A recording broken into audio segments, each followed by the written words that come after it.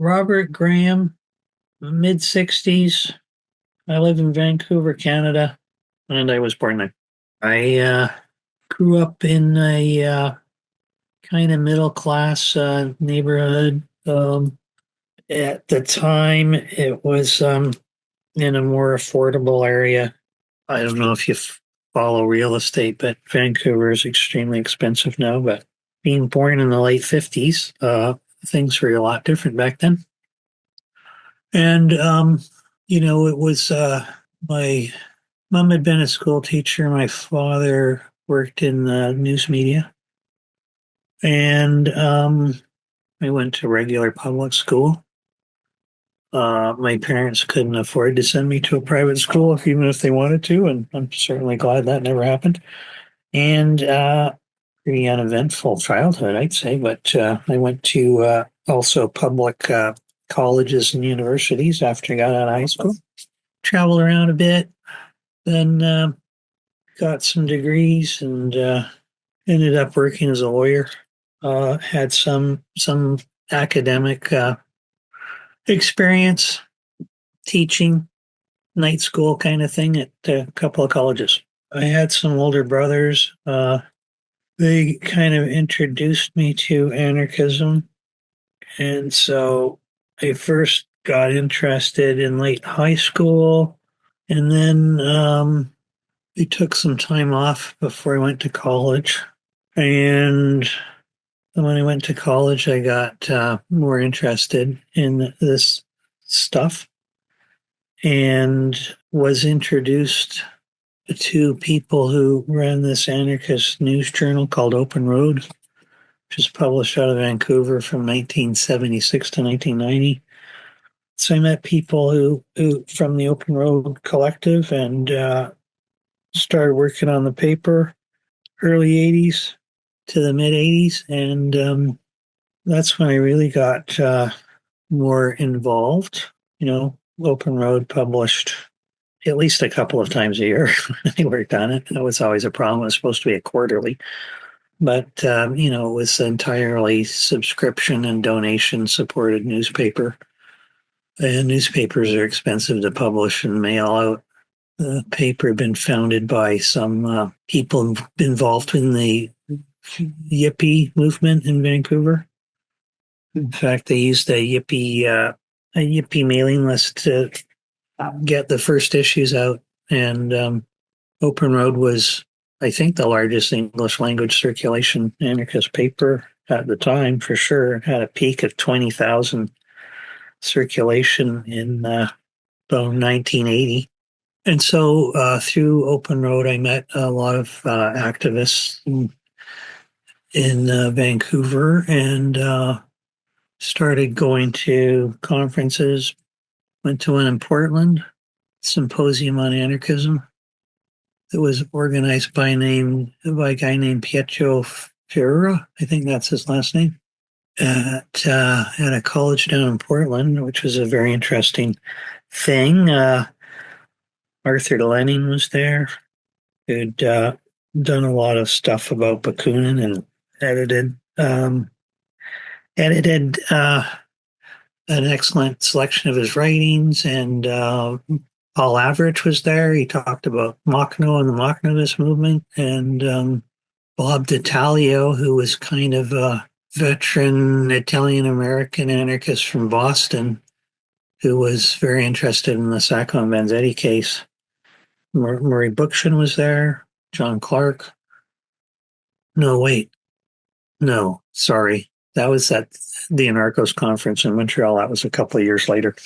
But anyway, it's a lot of very interesting people at the Portland conference. Ursula Le Guin gave a talk, and interesting person. But Joel Spring, who wrote A Primer of Libertarian Education, he talked about kind of anarchist approaches to education. Anyway, it was an excellent conference, and I met a lot of people and learned a lot of things. And then a couple of years later, there was the Anarchos conference in Montreal, where I met Noam Chomsky and Murray Bookchin, and John Clark was at that one, and lots of other people. And So I interviewed Noam Chomsky for Open Road, and the editorial collective interviewed Murray Bookchin. And so I was able to meet a lot of these kind of older anarchists.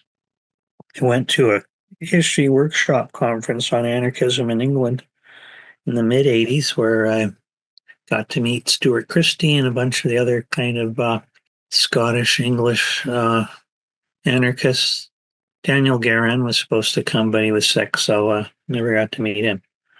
But yeah, so I met a lot of people who wrote about anarchism and got to interview some of them. And meanwhile, in Vancouver, there's lots going on. Some people, I think, as a joke, referred to Vancouver as the Barcelona of North America, but there was a fairly healthy anarchist scene going on in Vancouver. A lot of the punk rock bands were kind of anarchist in orientation, and anarchists were involved in a lot of activities. They organized the first anti-nuclear marches. I guess that was in the late 70s, early 80s, and a variety of actions. Well, the city tried to ban putting posters on lamp posts and telephone poles. So it was mainly a group of anarchists who organized a big demo where we wrapped City Hall with a giant poster using a very large roll of paper. That was funny. And then there was the Vancouver Five situation where these five local anarchists got arrested and tried and then sent to prison for a variety of actions, blowing up some electric power stations and factory in Toronto that produced cruise missile parts, and they got arrested for plotting to rob a Brinks truck. Anyway, Open Road was very much involved in helping in their defense. We did a special issue on direct action under some pressure because we knew the police were investigating everybody. So we had to take special precautions to make sure that paper wasn't seized or somebody didn't go in and destroy all our galley proofs. So things got kind of heated in the mid 80s here in Vancouver. A lot of people kind of dropped out of the scene, but that was the main period of my kind of movement type activity.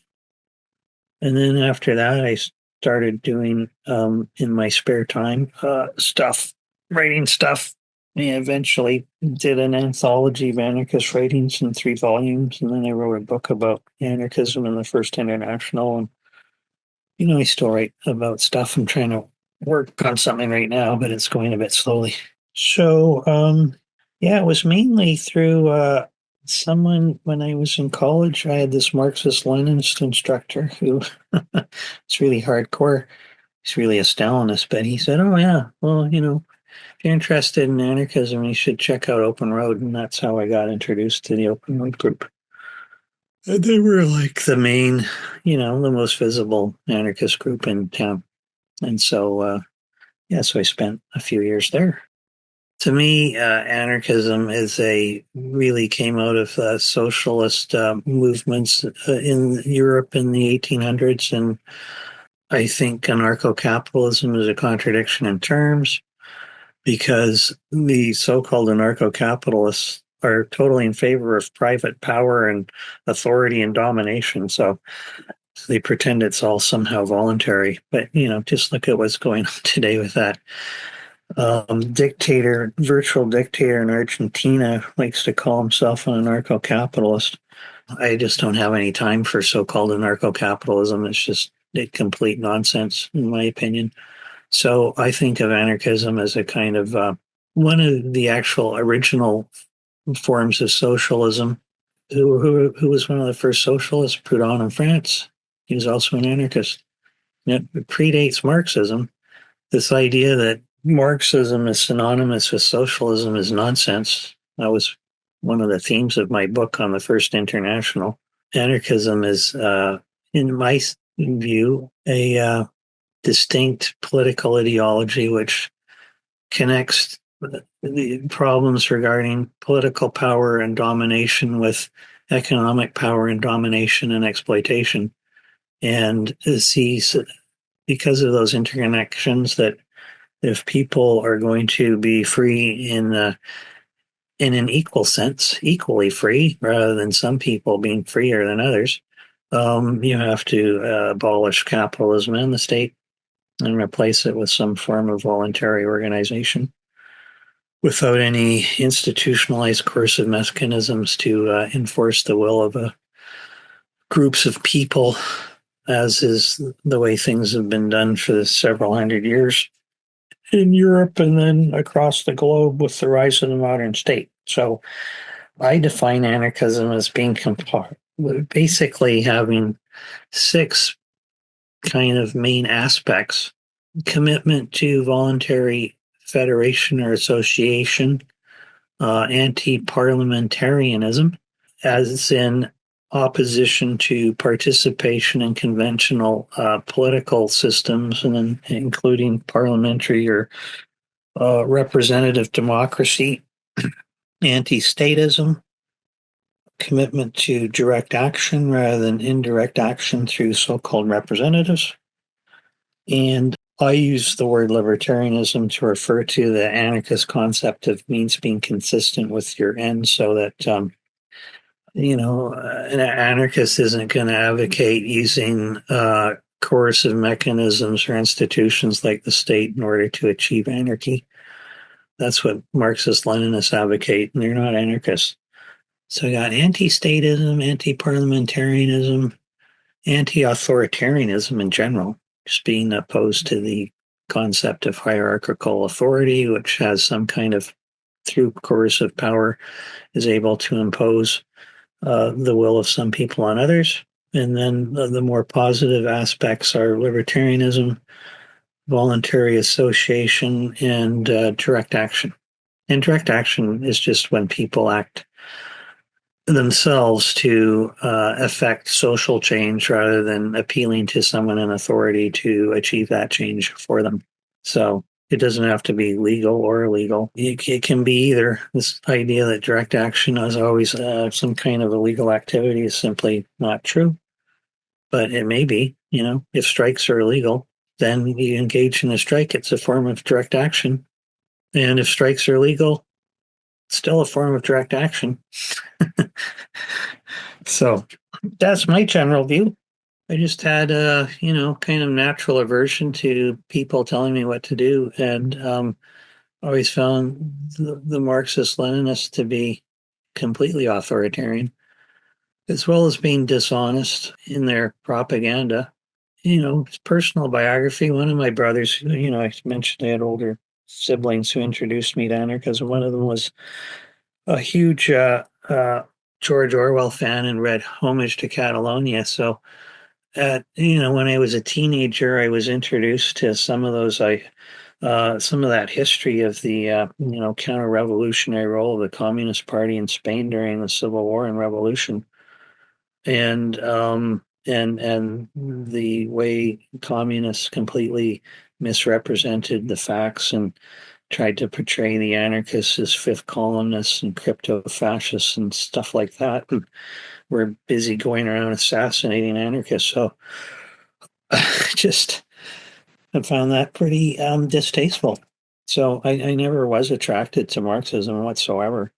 And then when I started researching it more, I just thought, basically all goes back to Marx. If you read his correspondence and what he did during the First International, he just published horrible lies about Bakunin, accused him of being a police spy several times, and got his followers to do the same, and just lied about what the anarchists were doing in the First International. Tried to make it sound like Bakunin was trying to take it over and turn himself into the individual dictator of the International.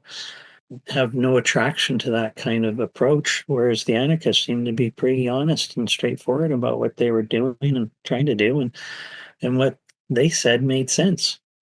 Plus, from a more philosophical perspective, the idea that you have an obligation to obey the law and to accept the existing institutions because you benefit from them. There's various arguments, but I've never found them particularly convincing. So, I really think people should be free to live their lives and without being exploited or dominated by other people. And that's what anarchism's all about. I think one of the reasonable actions, well, doing things outside of political parties and existing political institutions in a way that maintains the group's independence and so forth. Establish things like housing and workers' co-ops, but ones that aren't dependent on the state, so that when there's a change of government, you're not going to your cooperative isn't going to go bankrupt because you're no longer getting subsidies from the government. In a workplace kind of situation, there are various things you can do without having to go through often ineffective government agencies, confronting your boss, working with others to do kind of collective action without giving an opening for them to really take action against you. So labor relations are heavily regulated in capitalist countries and have been since really the 1920s and even earlier than that in some countries. But you see examples of people doing wildcat strikes and other things that can sometimes be very effective. I'm not that familiar with what happens in the U.S. these days, but there was a problem where, just as an example, and these people obviously aren't anarchists, but these truck drivers who were getting completely ripped off. And it was difficult for them to unionize because they were like owned their own trucks and that sort of thing. But they were being ripped off by the Port Authority and the companies that would hire them to transport their stuff.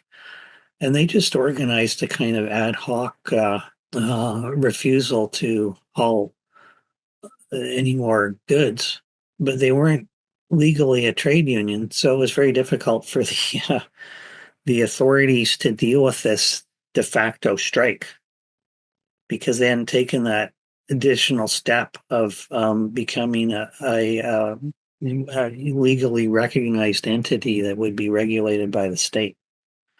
So, that's a kind of practical example of working kind of without but within the system. So, right now it's kind of those small things that are most feasible. Obviously, there's a mass anarchist movement that can take on the U.S. government or Canadian government or anything like that.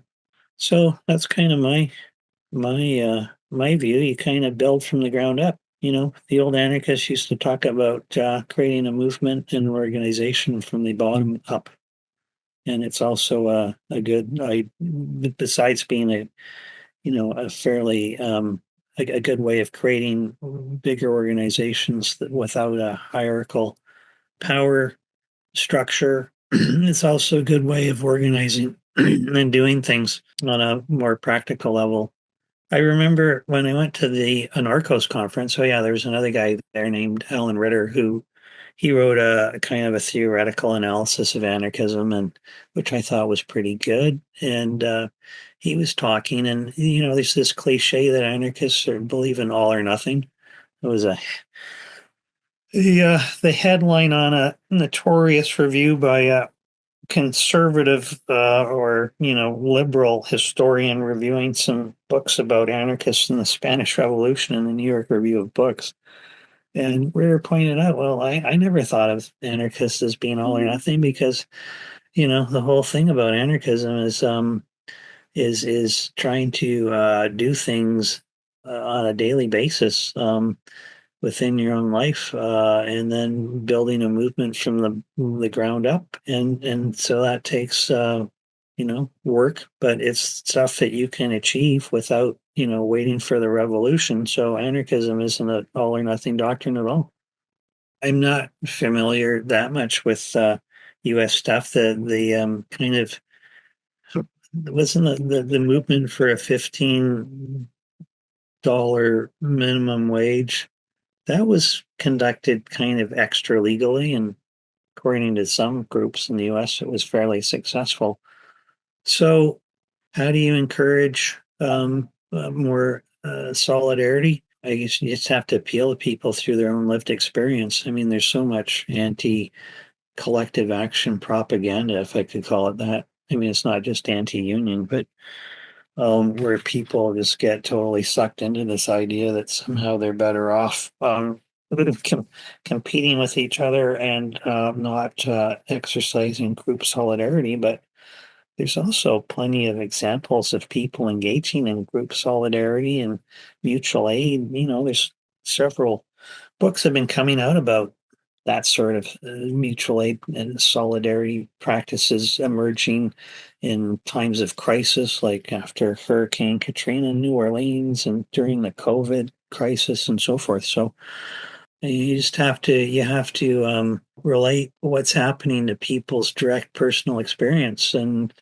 hopefully they'll see that if you can get them involved in a kind of group or collective action, and it has some success or benefit to them, they might see that that's a good way to go. The problem, with more grandiose schemes is that people get burned out, and when the bigger picture doesn't change, they feel almost betrayed. So, for example, in British Columbia, that's province of Canada where Vancouver's located, there was a lot of direct action civil disobedience a couple of years ago to try and stop logging of the old growth forest.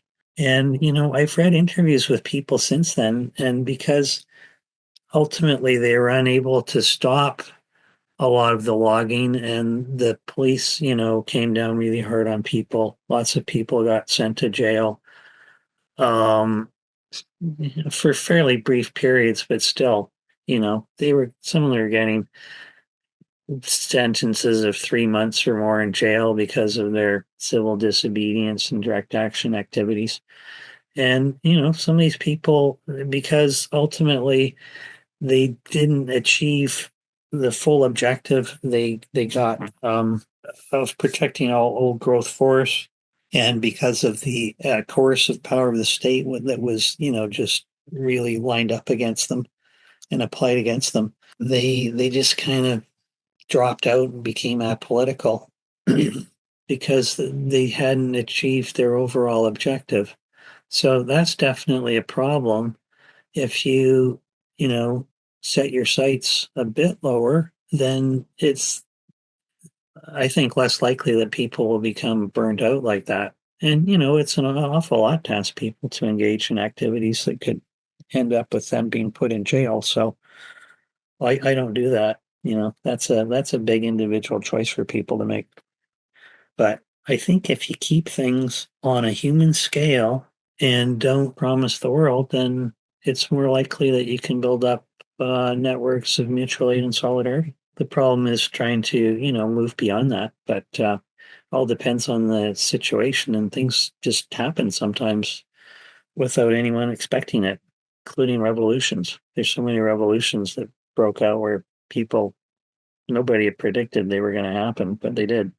So, you do have to take into effect that there's a certain amount of contingency and spontaneity.